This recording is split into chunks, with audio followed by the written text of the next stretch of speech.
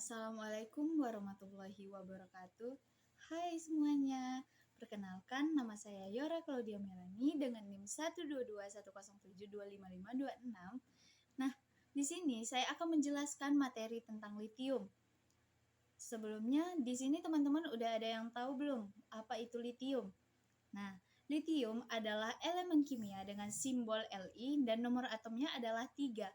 Setelah itu, litium ini adalah logam lunak, perak putih milik kelompok logam alkali dari unsur-unsur kimia. Dalam kondisi standar itu adalah logam yang paling ringan dan unsur padat paling padat. Nah, sebelum menjelaskan lebih jauh, saya akan menjelaskan terlebih dahulu sejarah unsur litium. Unsur litium ini mendapat nama dari bahasa Yunani, yaitu litos yang berarti batu, yang ditemukan oleh Johann August Arfvedson pada tahun 1817. Bahan alkali ini diberi nama litium atau litos karena ditemukan dari batuan dibandingkan dengan logam lainnya seperti kalium dan natrium, yang masing-masingnya ditemukan dari tumbuhan dan hewan. Litium tersebut diisolasi dalam bentuk murni oleh William Thomas pada tahun 1821 melalui proses elektrolisis litium oksida dan kemudian produksi litium tersebut secara komersial dilakukan pada tahun 1923.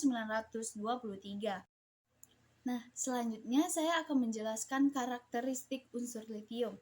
Unsur litium tersebut mempunyai dua sifat. Yang pertama sifat fisik dan sifat kimia. Sifat fisiknya adalah litium merupakan konduktor panas dan listrik yang baik. Litium memiliki titik leleh yang cukup rendah di antara logam lainnya, yaitu 180 derajat Celcius. Namun, memiliki titik didih dan titik leleh tertinggi di antara semua logam alkali. Litium ini memiliki massa jenis 0,534 gram per cm kubik yang cukup rendah. Ia bisa mengapung di atas air dan juga pada minyak hidrokarbon yang paling ringan. Saat terkena suhu yang sangat rendah, litium menjadi superkonduktif pada tekanan standar. Litium memiliki kapasitas panas spesifik tertinggi yaitu 3,58 kJ di antara semua padatannya.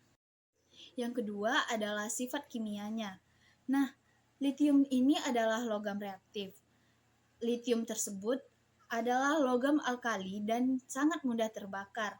Jika terkena udara lembab, akan cepat terjadinya korosi atau berubah warna menjadi abu-abu dan kemudian menjadi hitam. Untuk menghindari korosi tersebut, litium ini disimpan di dalam minyak mineral. Litium terbakar dengan warna merah tua yang mencolok di atas nyalanya api. Dan bila terkena panas yang ekstrim, litium akan terbakar dengan nyala api yang cemerlang. Nah, litium mudah terbakar dan dapat menimbulkan potensi ledakan bila terkena udara dan air.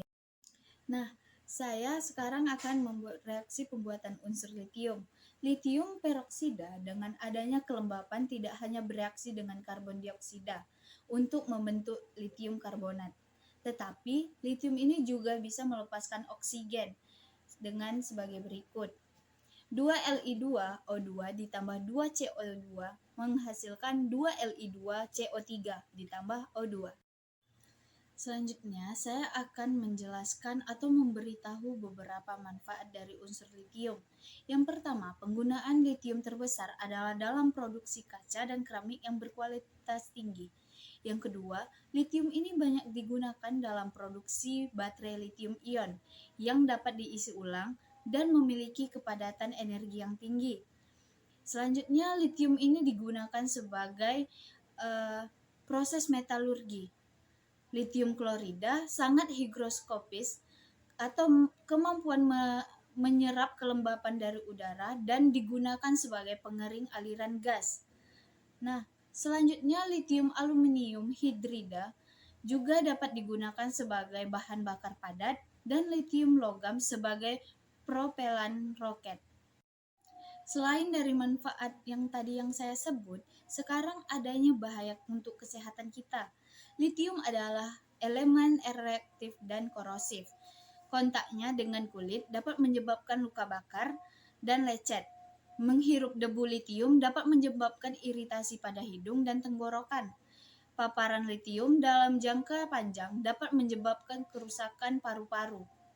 Dan litium disimpan dalam nafta, senyawa non-reaktif untuk meningkatkan umur simpannya.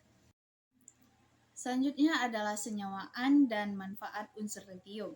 Yang pertama adalah litium karbonat atau Li2CO3, yang dimana litium karbonat ini digunakan sebagai pengobatan gangguan bipolar dan depresi. Yang kedua adalah litium hidroksida atau LiOH, adalah basa kuat yang digunakan dalam berbagai aplikasi industri termasuk pembuatan baterai litium dan sabun. Baik, sekian presentasi dari saya. Mohon maaf bila ada kesalahan. Wabillahi taufiq wa hidayah. Wassalamualaikum warahmatullahi wabarakatuh. Bye-bye.